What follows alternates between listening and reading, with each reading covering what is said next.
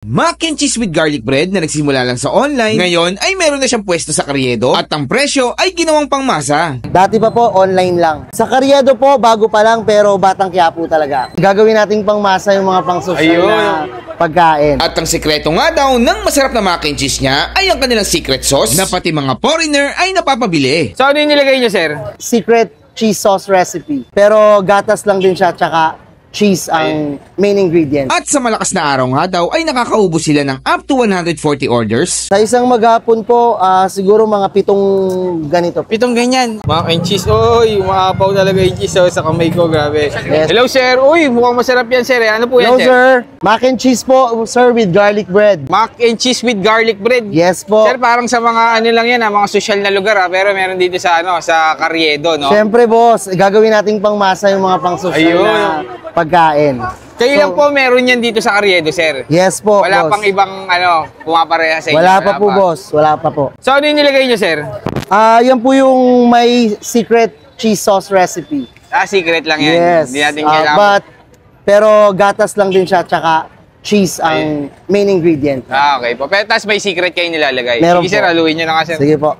Yun, guys. So, ang dami, sir. Nakakailang kayo, sir, na ganyan sa isang araw? Sa isang maghapon po, siguro mga 7 ganito. 7 ganyan. Opo. Ilang serving yun, sir? Siguro mga nasa 20, 25. Dami rin, no? Grabe, mukhang masarap yan. Sige nga, sir. Gusto kong itry yan. Tagal na kayo dito, sir? Sa Carriedo po, bago pa lang pero Batang Quiapo talaga. Batang Quiapo kayo. Pero, sir, etong tinda nyo, ngayon nyo lang tininda? Hindi po, boss. Talagang recipe nyo na dati pa yan? Dati pa po, online lang. Ngayon, online. yung friend ko, kung kilala nyo, yung nagle-lechon rice, si Jenny, sinabi niya, ba't di po ako magpwesto sa Carriedo? Tama yan. Tinry ko and pumatok naman po sa masa. Naman, grabe, grabe guys. So, tingnan nyo, sobrang dami ng ginagawa ni sir. Ubus agad yan. Pero sir, gawan nyo nga ako, sir, para makita natin. Sige, boss. Ayan guys, dito, pantay-pantay ang serving niyan kasi naka-portion na siya eh. Yes. Walang Walang vlogger po, boss. Homemade na garlic bread, Yes grabe. po. Masarap yan. Hey sir, what's up? Welcome to the Philippines! Alright! Okay. Tapos papagawa tayo dito kay boss ng bago. Ayan, gagawa tayo ni sir. So ito, available niya. Magkano to, sir? 60 pesos lang, boss. Ginawa na talaga nating pangmasa, boss. Yun yan, no? Grabe, sa iba mahal yan eh. Yes. Nakatakal na sa baso. Ayan, guys. Uy, grabe oh. Wow. Pantay, tapos lalagyan ng cheese yan. Ayan. Tagal lang.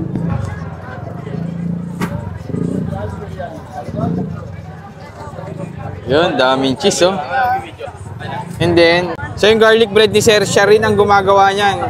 Ayan na guys, yung ating mac and cheese. Oy, umaapaw talaga yung cheese sa kamay ko, grabe. Sir, ano pangalan mo, sir? Boss J po, Jamal. Boss J, thank you, tikman ko na to. Sige, boss.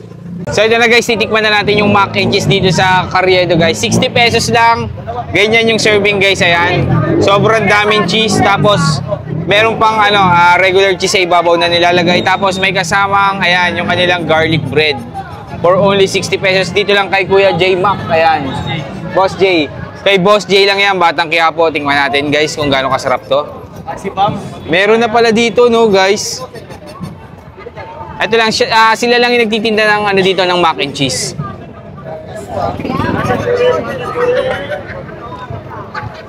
Masarap guys. Hindi siya ganun nakakaumay pag kinain mo. Diba yung iba parang sobrang alat na na cheese. Ito sakto lang. Ang ganda ng timpla niya. Hindi sobrang cheesy. Ayan, sakto lang. Sarap. Tapos mana natin garlic bread nila. Wow, sarap.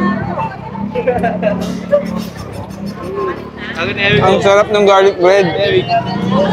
Ang sarap ng garlic bread nila guys. Kaya lang bitin.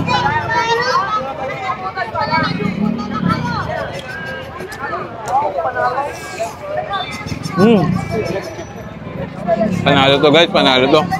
60 pesos guys. Busog ka na dito. Sulit na sulit to. Konti lang tubo nito ng mga ganito nagtitinda. Pangmasa. Panalo. And then, mas masarap yan guys pagkasama natin itong Grain Smart Rice Coffee. Ang kape na gawa sa bigas.